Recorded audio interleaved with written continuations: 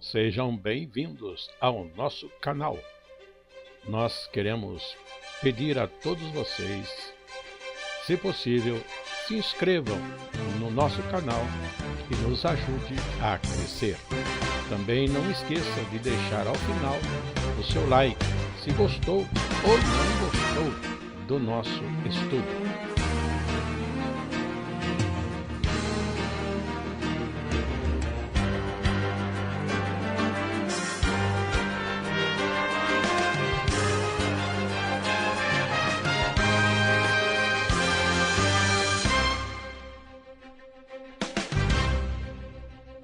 O estudo a seguir é de inteira responsabilidade de seus idealizadores e apresentadores. O assunto que eu estou querendo trazer é um assunto que nós temos conversado em outras oportunidades, em especial na escola teológica. Qual é o assunto? Aconteceu nesta reunião do ministério, nós estávamos conversando alguma coisa sobre pensamentos, aspectos de entendimento doutrinário, e eu gostaria de fazer observar para os irmãos que todos nós já temos algum conhecimento das coisas de Deus, mas o nosso conhecimento não é idêntico em todos. Cada um é uma pessoa diferente e tem uma pintura diferente no seu entendimento. Tá claro? Vamos dizer, pode ser que a casa de todos nós seja casa popular, tudo igualzinho, mas cada um coloca os móveis de uma forma diferente e pinta a mesma casa que é igual, de cores diferentes. Assim também o entendimento das coisas de Deus tem muitas nuances, muitos detalhes que é próprio de cada um, na sua experiência, na sua forma de entender. O entendermos mais ou menos, eu quero dizer, entender a mais do que outros que entendem a menos das coisas de Deus, isso não implica necessariamente em salvação. Tá claro? Porque a salvação não é por conhecer mais ou menos, a salvação é por cumprir. Quem sabe mais, quem entende que sabe mais, ou a quem a mais se deu, mais é requerido, mais é cobrado. Eu estou dizendo isso porque a salvação não muda, ela está na aceitação de Cristo Jesus. Não muda. Isso não muda. Mas entretanto, ainda que uns compreendam melhor, ou mais extensamente, ou mais profundamente, alguma parte das Sagradas Escrituras, isso não nos diferencia para a salvação. Não. Tanto que vamos entender que os anjos entendem muito mais do que nós. Entretanto, entre os anjos temos uns que foram salvos ou estão nos céus e outros já estão fora e conhecem mais que nós, porque chegaram a ver a Deus face a face, e nós de Deus não compreendemos tanta coisa assim não. Jesus mesmo chegou a dizer: se vos falo de coisas terrenas não compreendeis, quanto mais se vos disser das coisas celestiais. Coisas celestiais nós não vimos, a não ser que alguém já viu. Deus pode ter dado a visão a alguém. Mas das coisas celestiais nós temos uma ideia, uma compreensão pelas figuras apresentadas pelas Sagradas Escrituras. Está claro? Estamos entendendo? Ninguém viu o céu, ninguém viu a Deus. Ainda que alguém diga aqui que viu a Deus, eu vou dizer não viu, porque se Deus se apresentou para alguém, mesmo assim Ele se apresentou diminuído, para que pudéssemos ter um contato com Ele ou Ele conosco, porque o poder de Deus é muito grande. A presença do Senhor faz as rochas tremerem, faz os montes fumegarem. Tanto que Daniel, quando um anjo veio falar com ele, Daniel desmaiou como morto. Mas, irmãos, Davi chegou a expressar também no Salmo que ele não se envolveu em grandes conhecimentos, mas como uma criança que se abandona nos braços da sua mãe, assim ele, Davi dizia, se entregava nas mãos do Senhor também. Tanto que Davi não é tido como alguém que entende das coisas de Deus, mas era um profeta. Falava pelo Espírito de Deus. Vemos um Pedro que parece entender muita coisa, mas ele mesmo diz que Paulo sabia coisas, falava de coisas difíceis de compreender. Mas Pedro não estava censurando Paulo, não. Pedro entendeu que Paulo tinha um ministério e Pedro outro ministério. Observando também as cartas dos nossos irmãos, nós vemos que cada um deles tem uma característica diferente, muito diferente. A maioria das cartas são de Paulo, ele se estende longamente e também com muita profundidade nos assuntos. Mas a gente vai olhar um João parece mais suave, mais terno, só falando de que devemos amar uns aos outros. Parece que João era mais um amigo e irmão do que um doutrinador, mas era um apóstolo. Tiago já é mais apertadinho, fala claro, forte. Pedro diz que repete sempre as mesmas coisas, mas era firmeza para nós.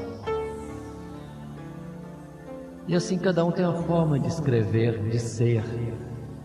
Os entendimentos são diferenciados, mas o ponto principal é fidelidade, fé, confiança em Deus. Amar a Deus sobre todas as coisas, é o próximo como a si mesmo. Então observe esse particular. Este assunto saiu na reunião do ministério porque nós estávamos conversando sobre as pregações das pessoas que visitam a igreja. Quando nós temos aqui um evento, qualquer que seja ele, Gideões, congresso de curação, agora está chegando o congresso da mocidade, convenção, sempre tem um pregador que entra em um ponto um pouco diferente. Até diríamos nós que às vezes temos uma particularidade na parte escatológica que estaria errado, mas não vamos ficar censurando, já temos conversado sobre isso. Vamos estar atentos para ver o que entendem, o que afirmam, em que se baseiam, para nós crescermos em argumentação a favor ou contra. Não é para criticar, é só receber, como disse o apóstolo Paulo, analisarmos todas as coisas e retemos o que é bom. Isso é comum. Mas voltando ao entendimento diferenciado, entretanto nós devemos ser pela paz. O apóstolo Paulo, em outro lugar, diz que nós devemos ser todos de um mesmo parecer, de um mesmo entendimento. O esforço nosso não é nós lutarmos, defendermos, brigarmos por entendimento, é ouvirmos, analisarmos, e naquilo que nós podemos contribuir com alguma coisa, a gente contribui. Precisamos ser firmes na nossa posição. Se temos um entendimento, vamos ver se o nosso entendimento é correto. E estamos em todo o tempo prontos a ceder, a mudar, a melhorar o nosso entendimento, ou então abrir mais o nosso horizonte, ou então aprofundar mais nos mistérios de Deus. O que não pode haver é contenda. Se está chegando a um ponto de virar contenda, discussão, debate, agressividade e presunção de que um sabe mais, que um está certo e o outro está errado, pode parar. Pode parar, que nem o que sabe nem o que não sabe vão ser edificados, os dois vão ser atrapalhados.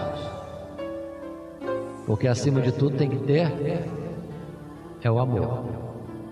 E se Deus não estiver operando, não precisa entrar na questão.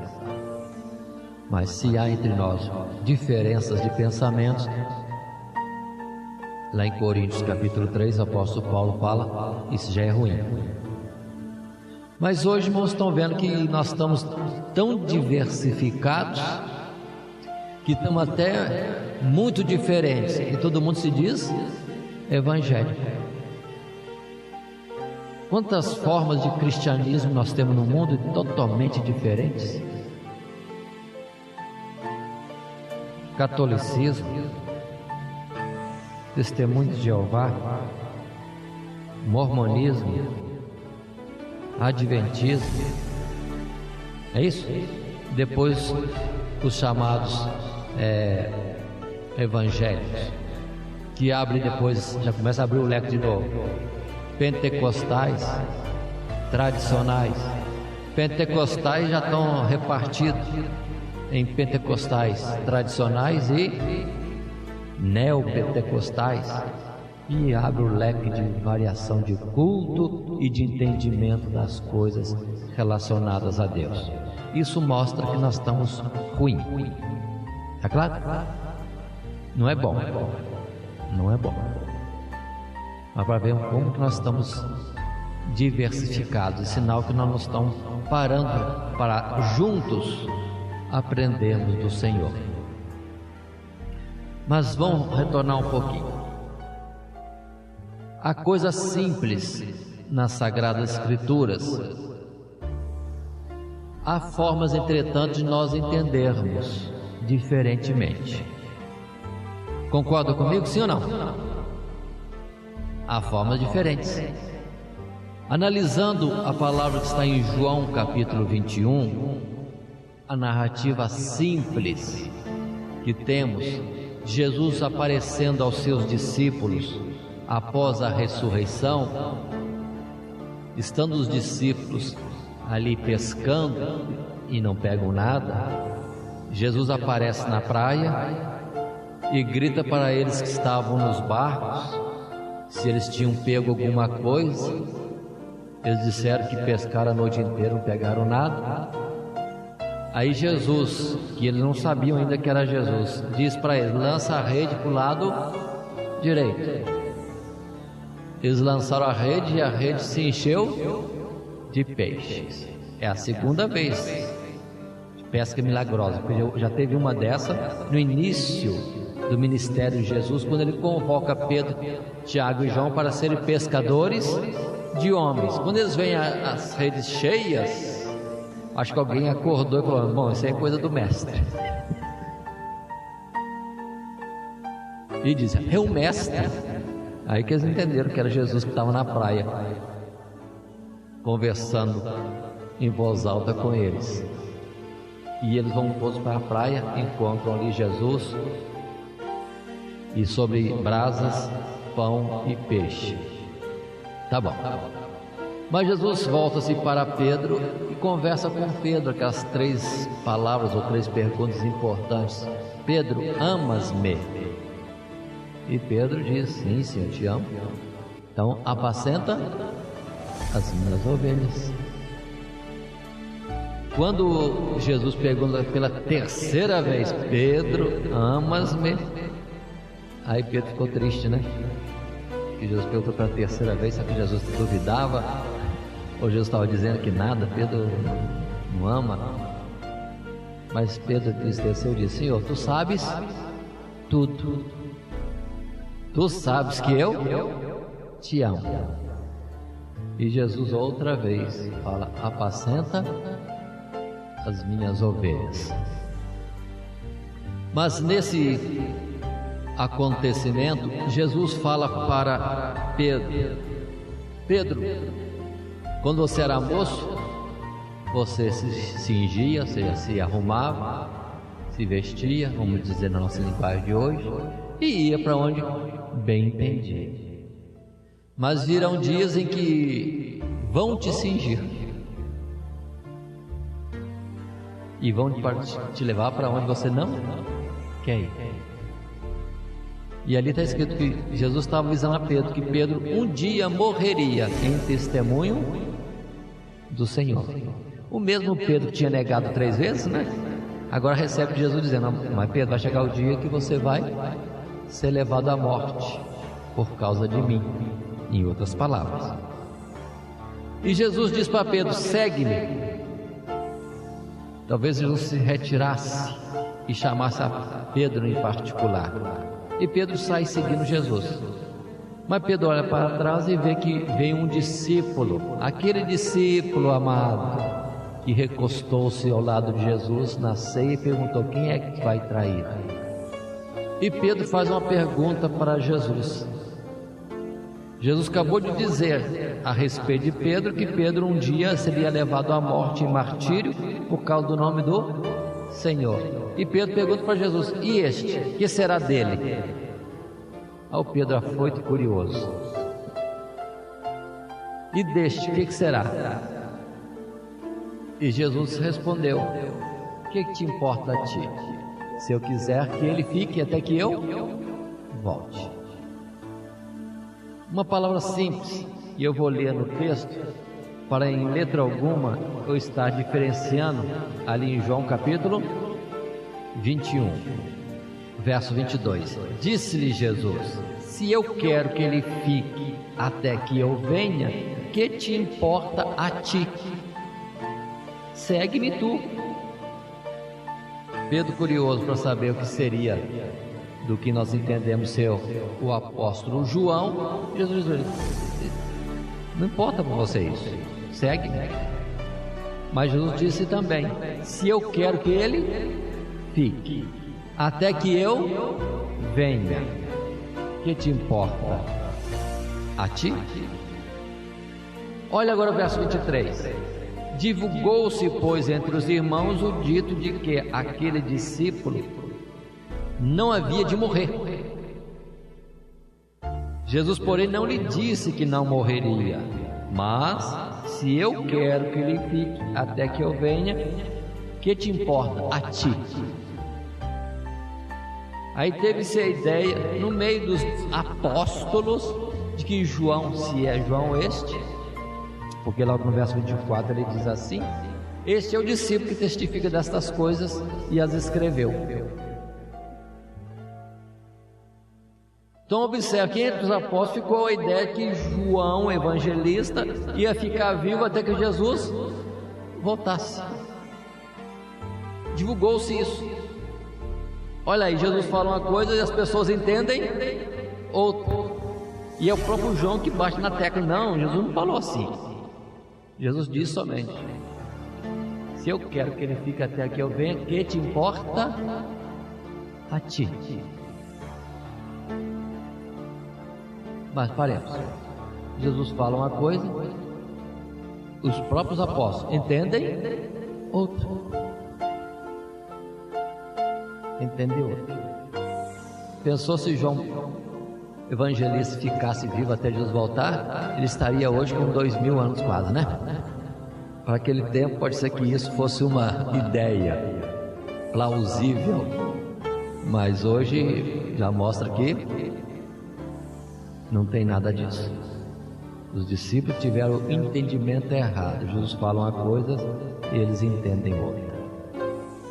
Aqui que eu quero entrar no nosso assunto. Irmãos, normalmente nós, crentes, pentecostais, Assembleia de Deus, temos entendimentos diversos que muitas vezes não estão de conformidade com as Sagradas Escrituras. Não é bem isso não. O modo de falar já está um pouquinho diferenciado da própria Bíblia. Não quer dizer que os irmãos estão desviados, Nem sei se os irmãos pensam assim também. Estou falando genericamente, viu? Falando de forma genérica. Mas o modo de pensar geral muitas vezes é diferente do que é preciso. Vamos falar inicialmente em termos do próprio português, a nossa língua de conversa. Todos nós conversamos certo? Todos nós falamos certo? Todos nós escrevemos corretamente? Não. Por isso a escrita normal daquele que somente sabe traçar algumas palavras, e a escrita daquele que é erudito, que é entendido, que é doutor no português e sabe direitinho se expressar com toda a correção. Dentro das Sagradas Escrituras também há entendimentos superficiais e há entendimentos mais profundos. Há toda forma de entendimento. O que nós devemos fazer, todos nós sermos letrados, continuarmos a meditar e aprender, porque é perigoso quando o próprio Senhor disse através do profeta: por falta de conhecimento meu povo é destruído. E noutra parte o Senhor faz um incentivo a conhecê-lo, quando diz: conheçamos ao Senhor e prossigamos em conhecê-lo. Não é bom que alguém fique simples ou fique com entendimento muito superficial, porque Paulo, mesmo escrevendo a Timóteo, disse que ele sabia as sagradas letras desde a meninice, e que toda escritura divinamente inspirada é proveitosa, e pode fazer o homem sábio na salvação que há em Cristo Jesus. Quem sabe mais, vamos dizer dessa forma, com mais precisão, poderá escapar de situações que levem à transgressão, ao erro, à falha, ao tropeçar. Estão me entendendo? Diz o Salmo 119 em um de seus versos: como purificará o mancebo o seu caminho? Observando segundo a palavra. E a palavra de Deus, o conhecimento, é luz para o caminho ou lâmpada para os pés.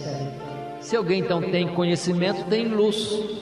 Se alguém não tem conhecimento, ele está numa caminhada, ainda querendo andar no caminho do Senhor, mas está andando às escuras.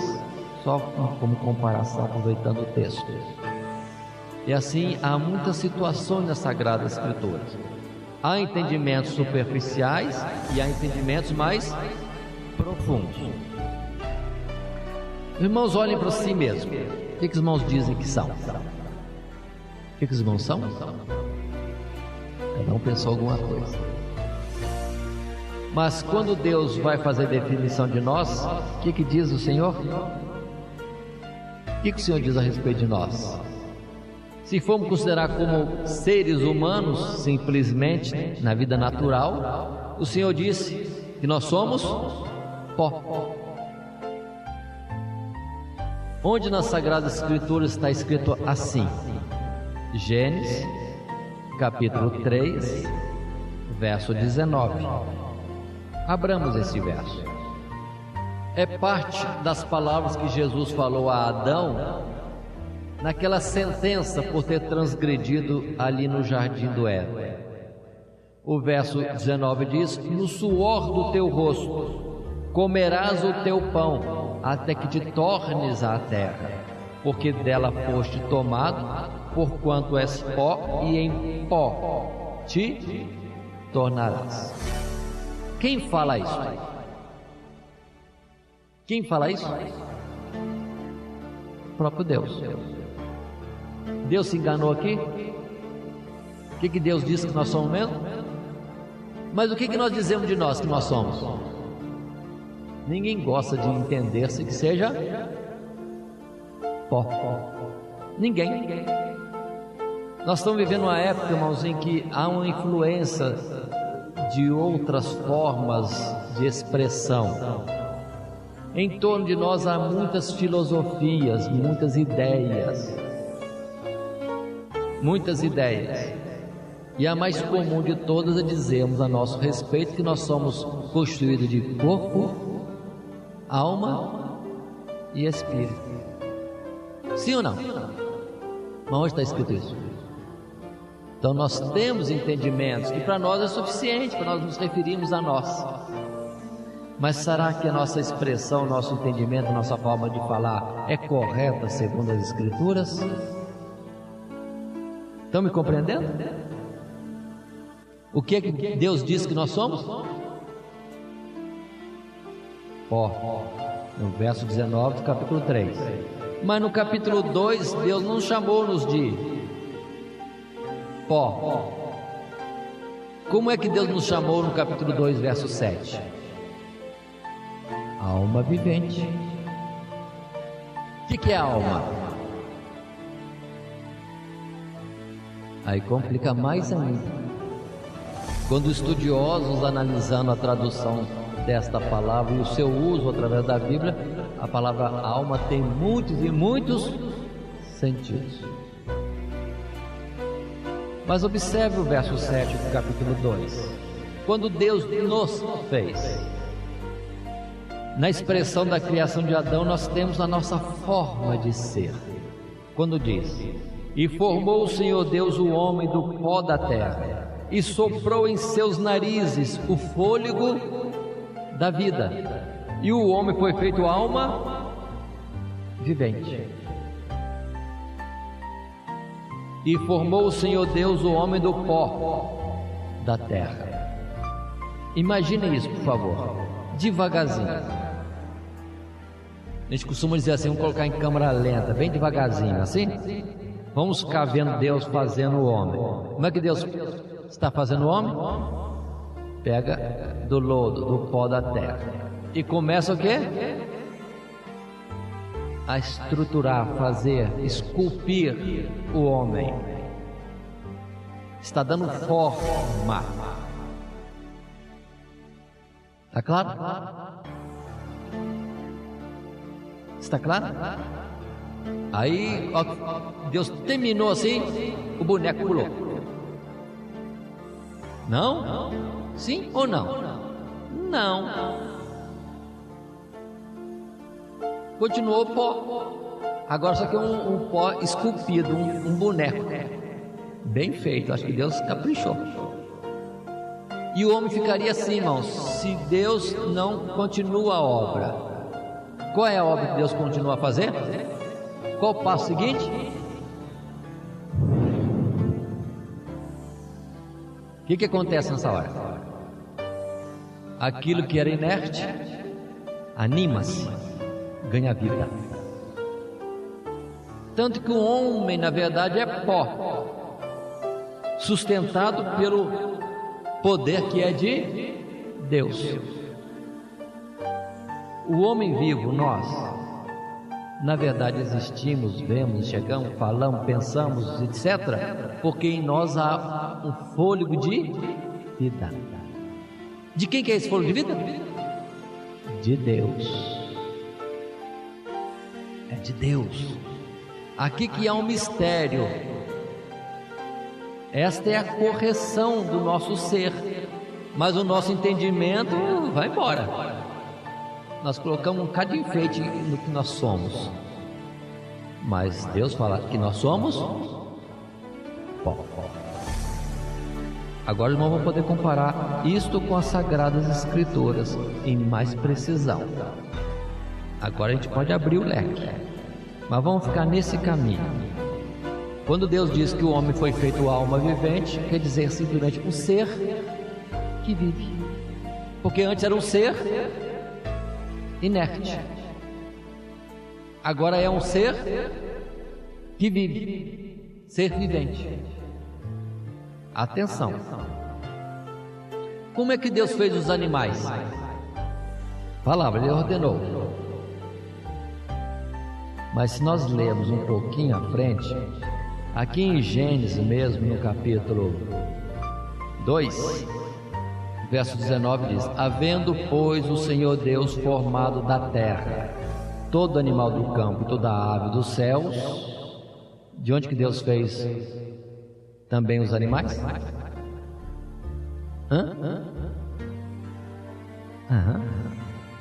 Do pó. Mesma matéria.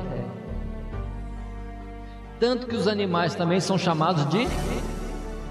Como são chamados os animais? Alma vivente. Onde está isso nas Sagradas Escrituras?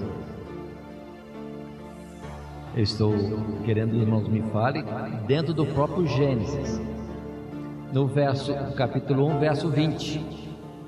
E disse Deus: produzam as águas abundantemente répteis de alma vivente. E também no verso 19 do capítulo 2, diz também lá, onde eu comecei a ler: havendo, pois, o Senhor Deus formado da terra todo animal do campo, toda ave dos céus, os trouxe a Adão para ver como lhes chamaria. E tudo o que Adão chamou a toda alma vivente, isso foi o seu... Como é que Deus chama os animais? Alma vivente. Como que Deus fez os animais? Aí temos que ir para Eclesiastes para ver um detalhe que Salomão fala. Algumas vezes Salomão é tido até como quem fala errado, falou desviado, porque ele fala de uma forma muito forte em Eclesiastes, mas Salomão está dentro do princípio de Gênesis, ao afirmar que tanto o homem como os animais são a mesma coisa, são pó.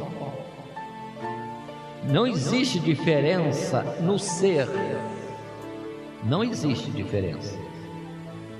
Vejamos onde isso está escrito. No verso 19 do capítulo 3 de Eclesiastes: porque o que sucede aos filhos dos homens, isso mesmo também sucede aos animais. A mesma coisa lhes sucede. Como morre um, assim morre o outro. Todos têm o mesmo fôlego. E a vantagem dos homens sobre os animais não é nenhuma, porque todos são vaidade. Verso 20: todos vão para um lugar, todos são pó, e todos ao pó tornarão. Coisas, irmão, que a gente vê nas Sagradas Escrituras que não é bem dentro da nossa normalidade de entendimento. Não é. Mas há coisas e coisas. A gente pode saber mais ou deixar de saber mais. Podemos ter uma forma de dizer diferente, mas que para o entendimento normal não precisa preocupar-se. Mas se alguém quer coisas mais precisas, existem formas mais precisas, há situações mais extensas, mais profundas, com mais detalhes. E aqui mesmo continua a palavra a dizer no verso 21: quem adverte, quem disse, vamos usar essa expressão, que o fôlego dos filhos dos homens sobe para cima e que o fôlego dos animais desce para baixo da terra. E a ideia é que morreu o animal, pumba, acabou. Morreu o homem, algo sobe e algo desce. É o entendimento normal, mas a precisão não é esta. A precisão é que como morre o homem, morre o animal, ou morre o animal, morre o homem.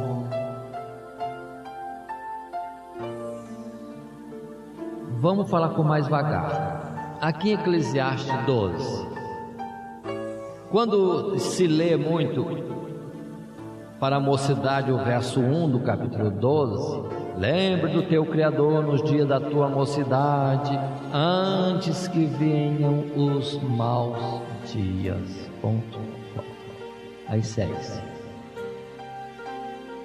E observe que os versos seguintes vão dizer que a mocidade é passageira, é vaidade. A palavra vaidade aqui em Eclesiastes significa passageiro.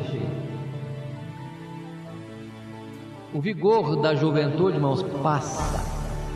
Vai chegar o tempo em que o nosso corpo, ele fragiliza, torna-se fraco por muitas razões e de muitas formas.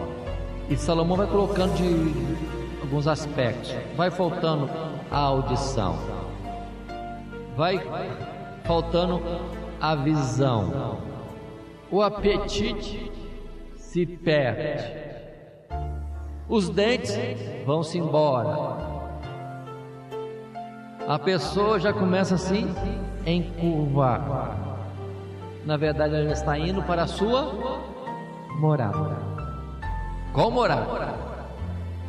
Eclesiastes 12, quando diz assim, no verso 7: e o pó volte à terra como era, e o espírito volte a Deus que o deu. Que espírito que volta para Deus? O que Ele deu para nós vivermos. O que é dele? O que é dele? A vida. A vida. E o resto? Pó. Pó. Essa é a forma mais precisa de nós entendermos. No linguajar normal, às vezes conversando com outros, a gente não fala desse jeito. Porque para nós como crentes que temos uma esperança, todas essas coisas, ainda que sejam assim, Deus vai torná-las muito especial. Mas essa é a realidade. Está sobre todo ser humano. Então observe, morreu o homem, vai para o pó. Aí a alma dele, não existe esse aspecto, porque a alma no princípio significa o ser. O que acontece com o ser? Pó. E o que deu vida ao ser é de Deus, volta para Deus. Mas continuemos um pouco. Aqui mesmo em Eclesiastes, no capítulo 9, verso 4, o perigo, a preocupação é a tradução da palavra alma, que tem muitos sentidos. Aí é o linguajar do povo, a modo comum de falar, que já não é bem sintonizado com a precisão das Sagradas Escrituras. Não estou falando que é pecado, que é erro, não. É níveis de entendimento. Mas no capítulo 9, verso 4: ora, para o que acompanha com todos os vivos a esperança, porque melhor é o cão vivo do que o leão morto. Porque os vivos sabem que hão de morrer, mas os mortos não sabem coisa nenhuma, nem tampouco eles têm jamais recompensa, mas a sua memória ficou entregue ao esquecimento. Até o seu amor, o seu ódio e a sua inveja já pereceram, e já não tem parte alguma neste século em coisa alguma do que se faz debaixo do sol. Vai devagarzinho, devagarzinho. Essa palavra é forte quando diz assim: não há memória, tudo ficou entregue ao esquecimento. Cuidado, vão devagarzinho, porque por um tempo a vida do crente e do não crente são muito iguais. A mesma coisa sucede aos justos e aos injustos. Mas naquele dia, aí veremos a diferença. Então, cuidado. Existe diferença para o sal? Existe, mas vai ser mostrado só naquele dia. Mas por enquanto tudo sucede de igual modo. É aqui, irmãos, porque quando a pessoa morre, vai para o pó e não existe mais, não lembra de mais nada, não sabe mais nada. Esse é o sentido, porque quem está morto não sabe nada, quem está vivo sabe que vai morrer. Importante, né? Ele sabe que vai morrer, é certeza. A única certeza nossa é essa: vamos morrer. mas o morto não sabe nada. É por causa disso que a palavra de Deus proíbe invocação de mortos. Você está clamando para quem? Que não existe, que não vê, que não sabe. Por isso que dentro do catolicismo romano é algo tremendamente errado fazer santificação, beatificação de alguém para clamar para o santo, que não sabe nada, não ouve nada, porque ele está onde? No pão. Por isso que a palavra lá em Deuteronômio proíbe: não invocarás os mortos. Por isso que, entre aspas aqui, aquele irmão que pregou outro dia aqui, que falou que estava muito dolorido pela perda do seu ente querido, e ia visitar muito o cemitério, conversava muito diante do retrato, Deus acertou o parafuso dizendo: não houve nada, está errado, é impróprio, é clamar um morto. Não entenderam bem o que estou falando? Só Deus é vivo, só Ele que ouve e lê e conhece todos os nossos pensamentos, nem os anjos.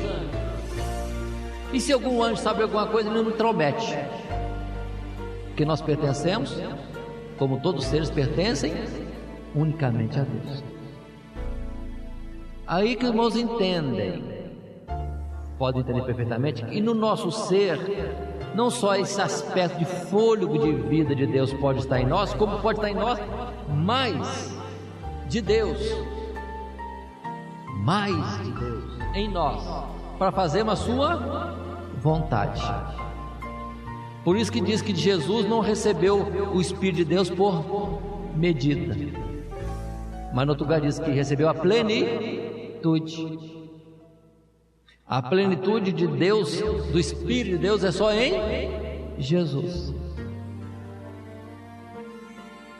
Por isso que a palavra diz: enchei-vos do Espírito. Aí que eu vou entender. O diabo, Satanás, os demônios são seres celestiais. Eles conseguem entrar no corpo das pessoas. Aí faz as pessoas agirem, pensarem de forma própria deles mesmo, das trevas. Está claro, irmãos? Por serem seres espirituais. Está claro? Eles assumem um controle de uma vida que não é deles. Por isso que Deus chama que eles são usurpadores. Enquanto que Deus, que tem todo o direito, eis que estou à porta e bato. Se alguém abrir, vamos dizer, a porta do seu coração, eu e meu Pai viremos a Ele, faremos nele morar. Vocês verem a delicadeza e o cuidado de Deus para conosco, que Deus não permite, e nenhum anjo entre em ninguém. Porque o anjo Gabriel é o anjo Gabriel, o arcanjo Miguel é o arcanjo Miguel, pastor Moisés de Brito é o pastor Moisés de Brito. São seres diferentes. Anjo nenhum entra na vida do outro, porque são seres distintos, individuais, diferentes. Mas o Espírito de Deus tem liberdade, se deixarmos, de entrar na nossa vida. E ele é delicado, pede licença. Agora o demônio não respeita nada que é de Deus, nem nosso. Ele quer tomar o controle da nossa vida. Por isso que o endemoniado faz o que faz. Não é a pessoa, é o espírito que está no lugar errado, tomando os controles do pensamento, do comando do ser. Está claro? Mas Deus não. Continuemos aqui. Vamos abrir agora em Salmo 104. Salmo 104, verso 24. Aqui o salmista vem falando das glórias de Deus naquilo que foi criado. Verso 24, ele diz assim: ó Senhor, Ó Senhor Deus, quão variadas são as tuas obras! Todas as coisas fizeste com sabedoria, cheia está a terra das tuas riquezas. Tal é este vasto e espaçoso mar, onde se movem seres inumeráveis, animais pequenos e grandes. Ali passam os navios, o Leviatã que formaste para nele folgar. Todos esperam de ti que lhes dês o seu sustento em tempo oportuno. Dando-lhe tu, eles o recolhem. Abres a tua mão, enchem-se de bens. Toda a humanidade, todos os seres viventes esperam de Deus. Tem de Deus a provisão da vida. Verso 29. Escondes o teu rosto e ficam perturbados. Se lhes tiras a respiração, morrem e voltam ao próprio pó. Está claro, irmãos? Se tira do ser vivente, homem ou animal, a vida que é de Deus, o homem fica o quê? O que ele é mesmo? Só pó. Só pó. Verso 30. Envias o teu espírito e são criados, e assim renovas a face da terra. É Deus continuamente dando vida, é que vai renovando os seres na terra. Quando uma criança é gerada no ventre, na verdade não é só parte masculina e feminina que se encontram e pronto, deu positivo lá, criança. Não, tem que ter Deus, que é a vida dele. Tá claro? Está escrito também no Salmo 39 que é Deus que vai o quê? Esculpindo o bebê no ventre das mães, fazendo a nossa estrutura. Então quem se acha bonito ou feio, isso ou aquilo, olha, você é o melhor de Deus, foi Deus que esculpiu você, fica bem assim. Ah, mas eu queria ser assim. Depois você conversa com Deus lá no paraíso. Aí você vai ver que Deus tinha razão. Por enquanto você não entende tudo. No verso 14 do Salmo 103, um salmo antes, diz aí, 14: pois ele conhece a nossa estrutura, lembra-se que somos pó. Porque o homem são seus dias como a erva, como a flor do campo assim floresce. Pois passando por ela o vento logo se vai, e o seu lugar não conhece mais. É uma palavra, se não me engano, é Pedro ou Tiago que fala. Pedro fala que o homem é como erva, e a sua glória é como a flor da erva. Aí vai murchando e cai na glória, a beleza, a formosura da flor, assim é o homem também. Vamos continuar um pouquinho, irmãos, para nós entendermos esse particular. Poderíamos estudar agora Ezequiel, capítulo 37. E vamos ver um detalhezinho lá, que mostra muito bem para nós esta formação, atuação de Deus em nós, ou que nós somos diante de Deus. Ezequiel 37. Diz a palavra assim: veio sobre mim a mão do Senhor Deus, e o Senhor me levou em espírito e me pôs no meio de um vale que estava cheio de ossos, e me fez andar ao redor deles, e eis que eram muito numerosos sobre a face do vale, e estavam sequíssimos. Então imagine, faz de conta que você é Ezequiel, está andando no vale e só vê o que? Ossos, e ossos bem secos. E me disse: filho do homem, poderão viver estes ossos? E eu disse, o irmão vai responder para Deus: Senhor Jeová, tu o sabes. Ezequiel não falou nada. Eu sei, mas o Senhor sabe. Então me disse: profetiza sobre estes ossos e dize-lhes: ossos secos, ouvi a palavra do Senhor. Assim diz o Senhor Jeová a estes ossos: eis que farei entrar em vós o Espírito e vivereis. Para que o osso viva, o que é preciso? O que é preciso? Espírito. Que Espírito? Vamos continuar lendo. Verso 6. E porei sobre vós e farei crescer carne sobre vós estenderei pele, e porei em vós o Espírito e vivereis, e sabereis que eu sou o Senhor Deus. Eu sempre falo Senhor Deus, quando está escrito só Senhor, por que mesmo? Porque a tradução da palavra não seria correta, dizendo Senhor. Tinha que ser o nome de Deus, que se perdeu. E o pessoal traduz então do hebraico, do grego para cá, como Senhor, mas tinha que ser o nome que ele falou para Moisés lá. Eu sou o que sou. Seria a palavra Jeová ou Yahvé, que quer dizer eu sou o que sou. Mas continuemos.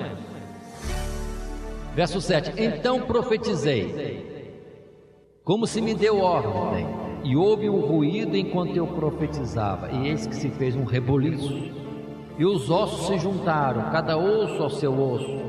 E olhei, e eis que vieram nervos sobre eles, e cresceu a carne, e estendeu-se a pele sobre eles por cima, mas não havia neles espírito. Então para aqui, vamos de novo, vamos recapitular. Ossos secos, pode viver? Deus manda o profeta profetizar sobre os ossos e começa a ver um barulho. É um tal de osso se mover no meio lá do vale, cada osso procurando o seu osso, cada coisa encaixando no seu lugar. E começa a vir carne, começa a vir nervos, começa a vir pele e forma o quê? Um exército de corpos sem vida, sem vida, tudo sem vida, tudo Adão criado do pó, porque o osso é pó, é só você moer aqui, ou dar tempo ao tempo. Verso 9. E ele me disse: profetiza ao Espírito, profetiza ao Filho do Homem, dize ao Espírito: assim diz o Senhor Jeová, vem dos quatro ventos, ó Espírito, e assopra sobre estes mortos para que vivam. E profetizei como ele me deu ordem, então o Espírito entrou neles e viveram, e puseram-se em pé um exército grande em... O que faz o corpo viver? Quantos corpos tinha ali no vale? Quantos que é um exército? Não sei, depende da força armada. Mas a palavra quer dizer que é numerosos, muito, grande quantidade. Agora, se cada ser tem um espírito, tinha que vir quantos espíritos? Um exército de espíritos. Mas o que é que veio sobre o exército de corpos? Está claro, irmãos?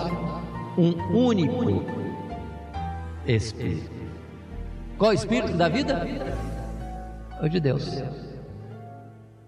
Então quando um irmão morre, uma irmã morre, mais outro, o pó volte à terra como era, e o Espírito volte.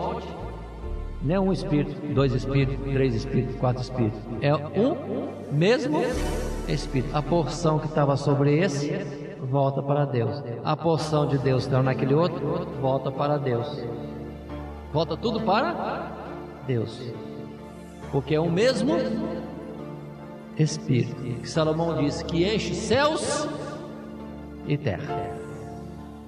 Está claro, irmãos? Não existe reencarnação por causa disso também. Deus não faz xerox de ninguém. A homem morreu uma só vez, e quando ressurgir, vai ressurgir no último dia. Agora, o que nos diferencia, irmãos, dos animais é que nós temos uma chamada para deixarmos de ser animais para sermos filhos de Deus. Como? Mudando-se em nós a natureza. Por isso, quem aceita Cristo Jesus, nele processa-se uma obra de Deus para colocá-lo segundo a natureza, a semelhança do próprio Deus. Qual é a semelhança? Não é física, são virtudes. O homem interior. Na filosofia, no modo de falar geral, na psicologia, fala do caráter, da personalidade. Cada um de nós somos um. Nós temos o nosso modo de ser. Onde está isso? Está em algum lugar aqui. Se eu cortar o braço, não deixa de ser eu. Se eu cortar outro braço, não deixa de ser eu. Só que a minha expressão do meu ser fica limitada. O corpo é a forma pela qual o meu ser interior, o meu caráter se expressa. Mas quando meu corpo morre, a minha forma de expressão morre também. Deus respeita isso. Meu modo de ser não pode ser transgressor. Falando modo de ser em outros aspectos, na individualidade, a sua experiência, seus ideais, seus sonhos, seus projetos, seu modo de expressar amor, tristeza, aborrecimento. Isso é você. Cada um é um. Quando morre, irmãos, ou quando cada um de nós morre, apaga-se tudo. Você já desmaiou alguma vez? A morte é isso. Você já foi anestesiado, anestesia geral? A morte é isso. Você apaga. Não tem mais nada para expressar. A vida saiu, foi para Deus. Cérebro não funciona, raciocínio não funciona, memória não funciona. Nada funciona. Apaga-se. Agora, quando chegar o último dia na vinda do Senhor, aí, conforme está em João capítulo 5, 28, todos os que estão nos sepulcros ouvirão a sua voz e sairão. Por quê? É o mesmo sopro de Deus que vai invadir toda a terra, fazendo que todos os ossos secos e etc. voltem à vida. Só que quem é crente não vai voltar com um corpinho nem de 18 anos, nem de 20, nem de 70, nem de 80. Porque já vai ser transformado. Vai receber um corpo celestial. Ou seja, um invólucro celestial. Aquele caráter, aquela personalidade, aquele modo de ser de cada um de nós vai ser achado no novo corpo. Está claro? Seremos nós mesmos, só que num elemento de corpo glorioso, imortal, incorruptível, celestial. Está clara essa forma de observar, irmãos? Cuidado, há coisas e coisas. Quando alguém morre, na expressão normal diz: agora está no paraíso, está no céu, foi provado por Deus. É o modo nosso dizer. E não está errado diante da certeza da redenção. Mas colocando em câmera lenta, o nosso irmão, antes de ir para o céu, ele vai primeiro para a sepultura, para aguardar o último dia, a vinda de Jesus. Quando então Jesus vier, tocar a última trombeta, a voz do arcanjo, aí cumpre a palavra que está em Isaías 26, verso 19. Isaías 26, verso 19. Os teus mortos viverão, os teus mortos ressuscitarão, Despertai e exultai, vós que habitais no pó, porque o teu orvalho, ó Deus, será como o orvalho das ervas, e a terra lançará de si os mortos. Vai, povo meu, entra nos teus quartos, fecha as tuas portas sobre ti, esconde só por um momento, até que passe a ira. Voltemos ao verso 19. Os teus mortos viverão, os teus mortos ressuscitarão. Despertai e exultai, vós que habitais. Onde que habita? No pó. A terra lançará de si os mortos. Vai estar errado então, vamos falar que foi para o céu? Não está errado, diante da certeza da redenção, de que virá a ressurreição e os que são do Senhor vão herdar o reino que está preparado para nós desde a fundação do mundo. Mas vamos dar tempo ao tempo, vamos devagarzinho, cada coisa a seu tempo. 1 Coríntios 15, verso 20. Mas agora Cristo ressuscitou dos mortos e foi feito as primícias dos que dormem. O que está dizendo aqui? Que Jesus, que morreu, mas ressuscitou dos mortos, e ele foi feito ele é o primeiro. Vou dizer mais, primeiro e único, que ressuscitou para ir para o céu. Tanto que lá em Atos diz que aquele que dentre nós foi tomado, foi recebido em glória no céu. Jesus sim, já ressuscitou, já foi para o céu, está glorificado. Verso 21. Porque assim como a morte veio por um homem, também a ressurreição dos mortos veio por um homem. Porque assim como todos morrem em Adão, assim também todos serão vivificados em Cristo. Quem é de Cristo vai ser vivificado como Cristo. 23. Mas cada um por sua ordem. Cristo, as primícias. Ele primeiro, e já foi. Depois, os que são de Cristo. Quando? Quando? Na sua vinda. E depois? 24. Virá o fim, quando tiver entregado o reino a Deus, ao Pai, e quando houver aniquilado todo império e toda potestade e força, porque convém que reine até que haja posto a todos os inimigos debaixo de seus pés. Ora, o último inimigo que há de ser aniquilado é... Qual o último inimigo? A morte. Não é anticristo, não é o diabo, não é o pecado. Qual o último inimigo a ser vencido? A morte. Porque quanto a vencer a morte, ele já venceu a morte nele mesmo, primeiro. E ele falta ainda vencer a morte em nós e nos que já estão nos sepulcros. Porque quanto ao pecado ele já venceu, viveu sem pecar. Quanto ao diabo ele já venceu. O último inimigo a ser vencido, irmãos, é em nós, em você, em você. Quando é que você vai ressuscitar? Por último. Por último. Por último. Por último. Na vinda dele. Quando que é a vinda dele? No último dia. Vamos entender mais esses detalhes. Todos que morreram, justos e injustos, estão no pó.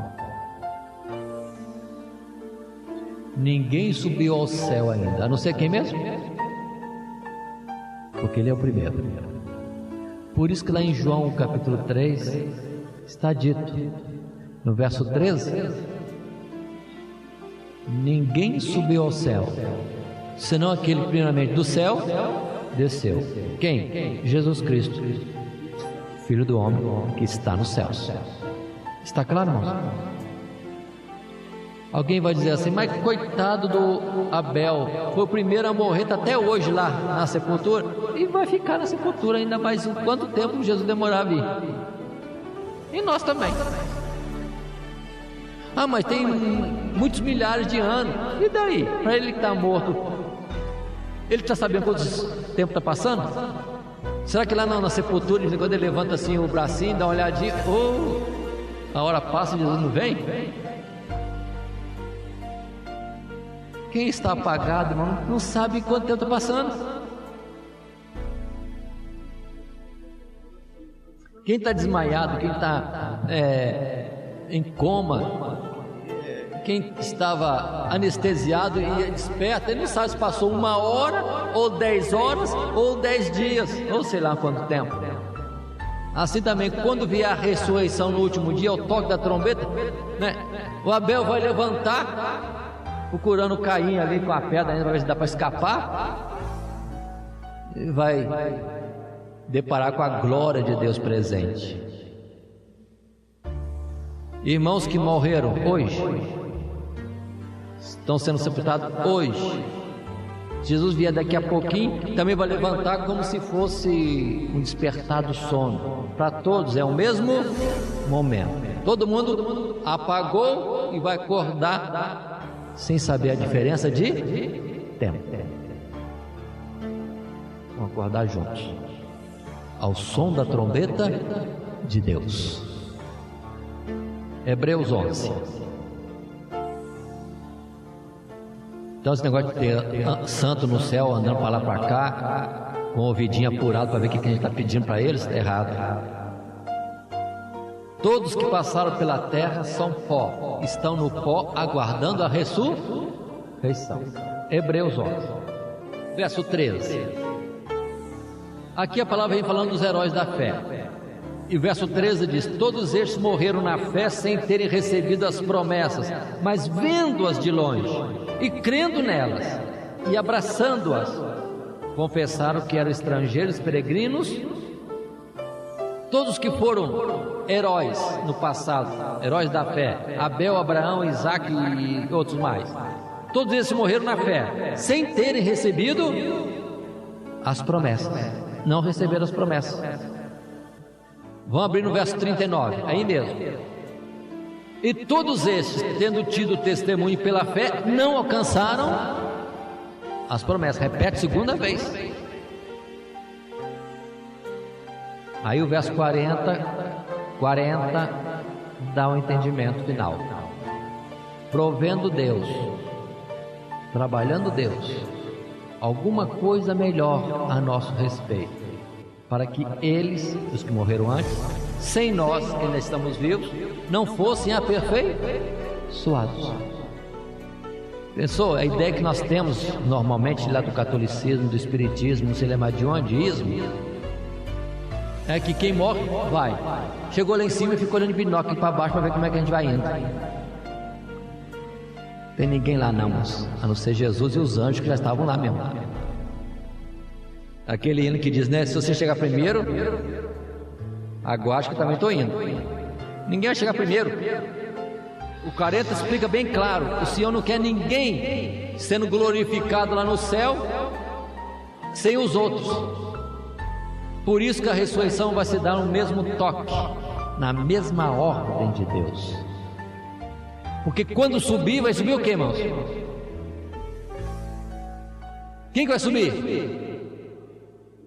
A plenitude dos salvos. E a plenitude dos salvos é a igreja.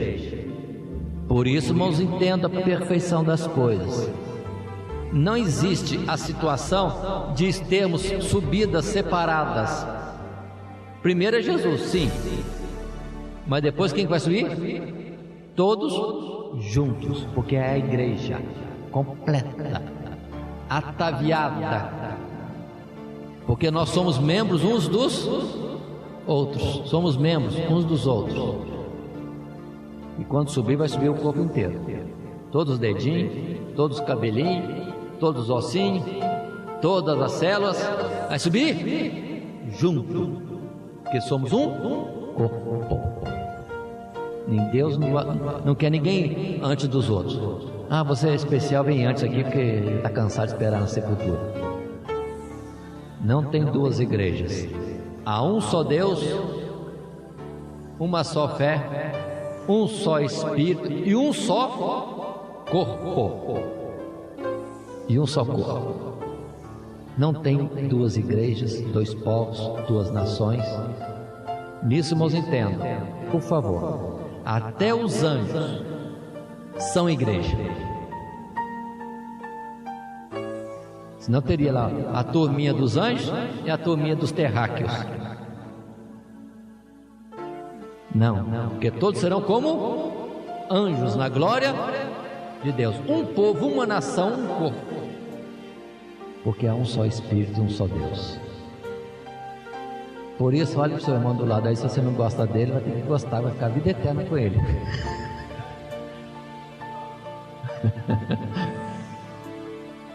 Olha sua mão, seu dedo, vê qual parte do corpo que você quer jogar fora. Não se joga. Porque Deus colocou cada irmão perto do outro, que nós nos completamos. Mas se alguém não é de Deus, se alguém não é corpo, é espinho que vai ser tirado. Mas você fica quieto. Deus faz todas as coisas. No dia da ressurreição vai subir só o corpo. Os espinhos, as pedras no rim e outras coisas vai ficar por aí. Vai subir a igreja saudável, inteira, sem nada atrapalhando. Mas observe, há um entendimento mais preciso e há uma forma superficial de falar. Vamos entender isso nas coisas de Deus. E Jesus nos abençoe. Todo dia, toda hora, muito mais prazer em ouvir. Radionet Grata Nova. Web Rádio, a qualidade que faz a diferença, cada vez mais necessária. Rede Grata Nova de Evangelização. Acesse nosso site www.horadadecisão.com.br. Hora da Decisão, tudo junto, sem acento.